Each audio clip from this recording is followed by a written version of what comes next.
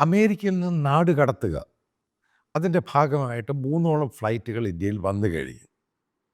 അപ്പോൾ അവസാനത്തെ 2 ഫ്ലൈറ്റുകളുടെ അകത്തുള്ള ആളുകളുടെ ഏകദേശ രൂപം പത്രങ്ങൾ റിപ്പോർട്ട് ചെയ്യാൻ തുടങ്ങി. ആരാണ്, ഏതാണ്, എങ്ങനെയാണ്. അതിൻ്റെ അകത്ത് ഏകദേശം 30ഓളം പേര് പഞ്ചാബ് സ്വദേശികളായ സർദാർമാരുണ്ട്, സിഖുകാരുണ്ട്. മനസ്സിലാക്കേണ്ട പ്രധാനപ്പെട്ട പോയിന്റ്, അതിനകത്ത് 12ഓളം പേര് ഇന്ത്യക്ക് മോസ്റ്റ് വാണ്ടഡ് ആയിട്ടുള്ള ക്രിമിനൽസ് ആയിരുന്നു. അത് ഈ പഞ്ചാബികളായിട്ടുള്ള സർദാർമാർ. അതിൻ്റെ അകത്ത് മറ്റുള്ള 8 പേര്, സിഖുകാരില്ലാത്ത 8 പേര് ഇന്ത്യയിൽ ഭീകരപ്രവർത്തനം നടത്തി പാകിസ്ഥാനിൽ പോയ കക്ഷികളാണ്. ഏകദേശം 40ഓളം പേര് ഇന്ത്യയുടെ മോസ്റ്റ് വാണ്ടഡ് ആയിട്ടുള്ള ആൾക്കാർ. ഇവരെ പരവതാനി വിരിച്ചു കൊണ്ടുവന്നില്ലേ എന്ന് വീണ്ടും ആൾക്കാർ ചോദിക്കാൻ തുടങ്ങി.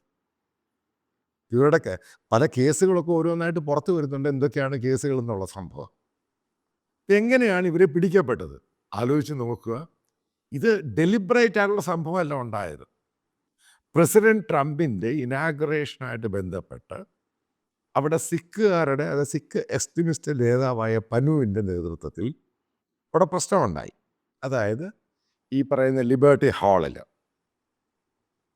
അപ്പോൾ അതിനെ തുടർന്ന് ഗവൺമെൻറ് ഓഫ് ഇന്ത്യ വളരെ സ്ട്രോങ് ആയിട്ട് ഒബ്ജക്റ്റ് ചെയ്തു.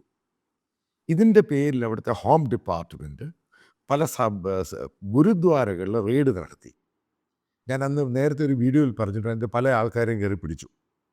ഈ പിടിച്ച കൂട്ടത്തിൽ ഇന്ത്യക്കെതിരെ ബോംബാക്രമണം നടത്തി പാകിസ്ഥാനിൽ കഴിഞ്ഞവർ, ഇന്ത്യക്കെതിരെ മറ്റുള്ള ബോംബെ അറ്റാക്ക്, കോൺഗ്രസ് ഭരിച്ചിരുന്ന സമയത്ത് മുംബൈ അറ്റാക്ക് നടത്തിയ കക്ഷികളെ വരെയാണ് കൊടുത്തുവിട്ടിരിക്കുന്നത്. അതായത് ബോംബെയിലുള്ള മുസ്ലിം ഫണ്ടമെൻ്റലിസ്റ്റ് ഗ്രൂപ്പായിട്ട് ചേർന്ന് പ്രവർത്തിക്കുന്നവരെ ഉൾപ്പെടെ. എങ്ങനെ ഇതുണ്ടായത്? രസകരമാണ് ഈ സംഭവം. അതായത് ഇവരൊക്കെ നേരെ പോകുന്ന പാകിസ്ഥാനിൽ. അതുകൊണ്ടാണ് കോൺഗ്രസ് ഭരിച്ച സമയത്ത് യഥാർത്ഥ പ്രതികളെ അറസ്റ്റ് ചെയ്തില്ല. കാരണം ഇവരെല്ലാം ഓടിപ്പോയി. യഥാർത്ഥ പ്രതികളെ അറസ്റ്റ് ചെയ്യുകയാണെങ്കിൽ മാത്രമാണ് ആരായിരുന്നു ഇതിൻ്റെ പിറകിലുണ്ട് എന്ന കാര്യങ്ങൾ അറിയാൻ സാധിക്കുകയുള്ളൂ. അപ്പം മോദി ഗവൺമെൻറ് വന്ന ശേഷം ഇതൊക്കെ അങ്ങ് മാറ്റി. ആരൊക്കെയാണ് ഇന്ത്യക്കെതിരെ പ്രവർത്തിച്ച് ബോംബ് സ്ഫോടനം നടത്തിയവർ, അറ്റാക്ക് ചെയ്തവർ, അവർക്കെതിരെ ശക്തമായ നടപടിയെടുക്കാൻ തുടങ്ങി. ആദ്യം ഒരു ഡോസിയർ പാകിസ്ഥാന് കൊടുത്ത് ഇത്ര പേരുടെ പേര്, ഇവരൊക്കെ പാകിസ്ഥാനിലുണ്ട്, നിങ്ങൾ ഇവരെ ഇന്ത്യയിലോട്ട് അയക്കുക. പാകിസ്ഥാൻ ഗവൺമെൻറ് ഔട്ട്റൈറ്റായിട്ട് പറഞ്ഞ് ഇവരൊന്നും പാകിസ്ഥാനിലില്ല, ഇവരൊക്കെ ഇന്ത്യയിൽ തന്നെയാണുള്ളത്. പാകിസ്ഥാനിൽ ഒരാൾ പോലും, ഇന്ത്യയെ ആക്രമിച്ച ഒരാൾ പോലും പാകിസ്ഥാനിലില്ല. അതിനുശേഷമാണ് നിങ്ങൾ കണ്ടു കാണാം അണ്ടർ കവർ ഓപ്പറേഷൻ പാകിസ്ഥാനിൽ അരങ്ങേറിയത്. ഈ ഓരോ ആൾക്കാരെയും വെടിവെച്ച് കൊല്ലാൻ തുടങ്ങി. അതിനകത്ത് പല മീഡിയ, ഇൻ്റർനാഷണൽ മീഡിയ ഒക്കെ ഇന്ത്യ കുറ്റപ്പെടുത്തുന്നുണ്ട്. കാരണം എക്സ്ട്രാ ജുഡീഷ്യലായിട്ടാണ് ഇന്ത്യ അവിടെ കയറി ആക്രമിക്കുന്നത്, ഓരോ ആൾക്കാരും തട്ടിക്കളയും. ഇന്ത്യ ഇതേപോലെ ലിസ്റ്റ് കൊടുത്ത് ഏകദേശം 18 പേരുണ്ട് ഇതിൻ്റെ അകത്ത്. ഓരോരുത്തരുടെയും തലയ്ക്ക് 25, 30, 50, 1 കോടിയുള്ള തലകളുണ്ട്. അവരെ ഉൾപ്പെടെയാണ് ഇപ്രാവശ്യം ട്രംപ് കയറ്റി അയച്ചേക്കുന്നത്. എടുത്തോ, നിങ്ങളെടുത്തോളാൻ പറഞ്ഞു. ഇവരെന്താണ് പാകിസ്ഥാനിൽ പോയത്? കാരണം ഏതെങ്കിലും രീതി, കാരണം അവരെ അറസ്റ്റ് ചെയ്യുമെന്നറിയാം. ഫർദർ പ്രൊസീഡ് ചെയ്യുമ്പോൾ ആരാണ് ഇതിന് പണം കൊടുത്തത്, ആരൊക്കെയാണ് ഇതിൻ്റെ പിറകിലുള്ളതെന്ന് ഒളിച്ചു ഇത് പുറത്തു വരും. അപ്പോൾ ഇന്ത്യ ഓരോ ഇതേപോലെയുള്ള പാകിസ്ഥാനിൽ കയറിയിട്ട് ഇന്ത്യൻ രഹസ്യാന്വേഷണ ഏജൻസികൾ, തേർഡ് പാർട്ടിയെ കൊണ്ട് ഇവരെ തട്ടാൻ തുടങ്ങി, അണ്ടർ കവർ ഓപ്പറേഷൻ. അതോടുകൂടി അവിടെയുള്ള ISI ഏജൻസാണ് അവിടെ താമസിക്കുന്ന ഇന്ത്യക്കെതിരെ പ്രവർത്തിച്ചവരോട് പറയുന്നത്. ഇതൊക്കെ റിപ്പോർട്ട് വരുന്നതാണ്. അവരോട് പറഞ്ഞ് എങ്ങനെയെങ്കിലും ഇവിടുന്ന് വിട്ടുപോകാൻ പറയുന്നു, കാരണം നിങ്ങൾ തട്ടും. അതിൻ്റെ ഭാഗമായിട്ട് കള്ള പാസ്പോർട്ട് ഉണ്ടാക്കി കൊടുക്കുന്നു, ഓരോ കള്ള പേരുകൾ. ആ പാസ്പോർട്ട് ഉണ്ടാക്കിയിട്ട് പല രാജ്യങ്ങളിലെ കള്ള പാസ്പോർട്ട് ഉണ്ടാക്കി കൊടുത്തു. ഇവർ പല രാജ്യങ്ങളിൽ പോയിട്ട് അവസാനം ഇവർ അമേരിക്കയിൽ അങ്ങ് ചാടി. കാരണം അമേരിക്ക സേഫാണ്. ഇതേപോലെ ഇന്ത്യക്കെതിരെയുള്ള മറ്റു പല ബൈഡൻ അഡ്മിനിസ്ട്രേഷനാണ്, നേരത്തെ ഡെമോക്രാറ്റ്സ് ആണെങ്കിലും ഇന്ത്യക്കെതിരെയുള്ള പ്രൊപ്പഗണ്ടയും സംഭവങ്ങളൊക്കെ ഉണ്ടായ സമയത്ത് ഇവരെ ആരെയും തന്നെ ഇന്ത്യയിൽ വിട്ടുതരാൻ അവർ തയ്യാറായില്ല. കാനഡയുടെ സെയിം സ്വഭാവം അവരെടുത്തത്. ജസ്റ്റിൻ ട്രൂഡോയുടെ സെയിം സ്വഭാവമാണ് നേരത്തെ എടുത്തുകൊണ്ടിരുന്നത്. ട്രംപ് വന്ന് ഇതേപോലെ മലക്കം മറിയുമെന്ന് ഇവന്മാരെ ആരും ഉദ്ദേശിച്ചില്ല. അതുകൊണ്ട് ഇവരെ കൈയോടങ്ങ് പോക്കി. ഈ ബോംബെ അറ്റാക്ക് ചെയ്ത ഭീകരന്മാർ പോലും അതിൻ്റെ കൂട്ടുപ്രതികൾ, അതായത് കോൺഗ്രസ് ഭരിച്ചിരുന്ന സമയത്ത്, നിങ്ങൾക്ക് ഓർമ്മയുണ്ടായിരിക്കും ബോംബെ അറ്റാക്ക് എന്താണെന്ന്.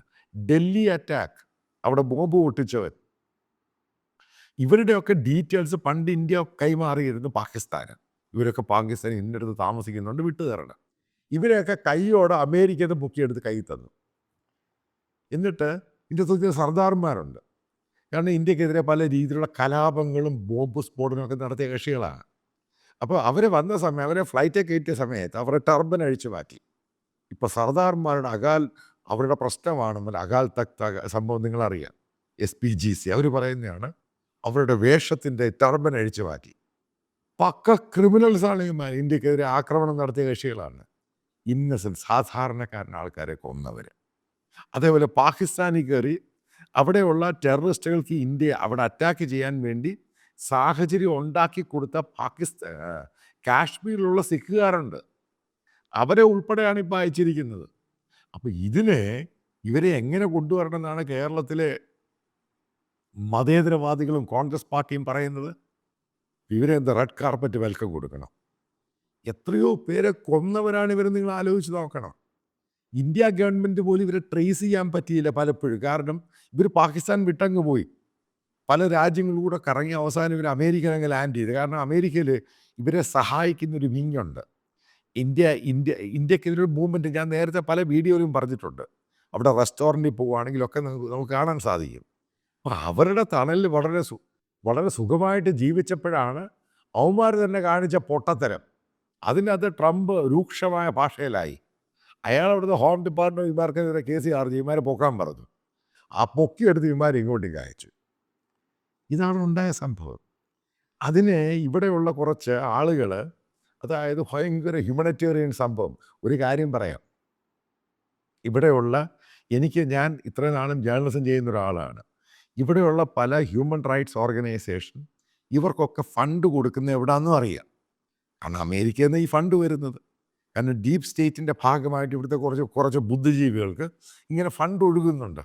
അപ്പോൾ അവർക്ക് പ്രശ്നം എന്താണെന്നറിയാം ട്രംപിനോട്. ട്രംപ് വന്ന് ഇതെല്ലാം കൂടെ ബ്ലോക്ക് ചെയ്തു. അത് കഴിഞ്ഞ് ഇങ്ങനെയുള്ളവന്മാരെ മുഴുവൻ അറസ്റ്റ് ചെയ്ത് അകത്ത് പുറത്താക്കാനും തുടങ്ങി.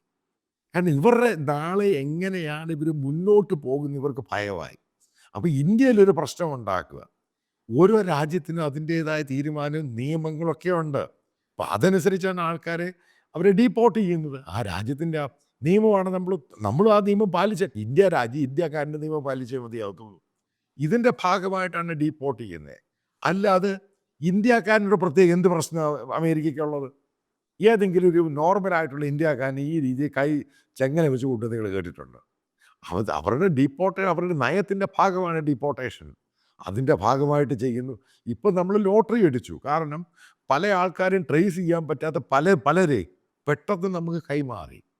ഇത് ഭയങ്കര ബ്രേക്ക് ത്രൂ ആണ്. പിന്നെ ചില ആൾക്കാർ ഈ സന്ദർഭത്തിൽ കാനഡയിൽ നിന്നും അമേരിക്കയിലോട്ട് പോയി. കാരണം കാനഡയിൽ നിജർ എന്ന് പറഞ്ഞ ഭീകരനെ വെടിവെച്ച് കൊന്നു. അപ്പോൾ അവർക്ക് പിടികിട്ടി അവിടെ ഈ ഭീകരന്മാർ നിന്ന് കഴിഞ്ഞാൽ അവരെയും വെടിവെച്ച് കൊല്ലും. അവരെന്ത് ചെയ്തു? കാനഡ അമേരിക്ക ബോർഡർ അങ്ങോട്ട് ക്രോസ് ചെയ്തു. ഇവർ അമേരിക്ക സേഫ് ഹെവനെ ഒരു കാരണവശാലും ഇന്ത്യ അവിടെ ഓപ്പറേറ്റ് ചെയ്തില്ല. ഈ പന്നുവിൻ്റെ കേസുമായിട്ട് ബന്ധപ്പെട്ട് സംഭവം ബാക്ക് ഫയർ ആയി.